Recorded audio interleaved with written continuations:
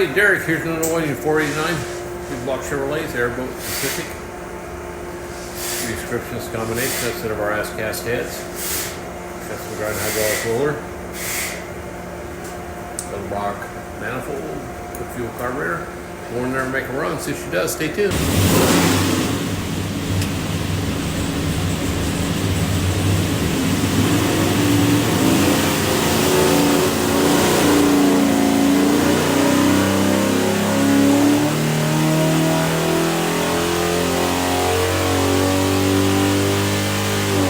Alrighty, 3,300, 612 foot-pounds torque, peak torque 615, peak horsepower 586, everything's good.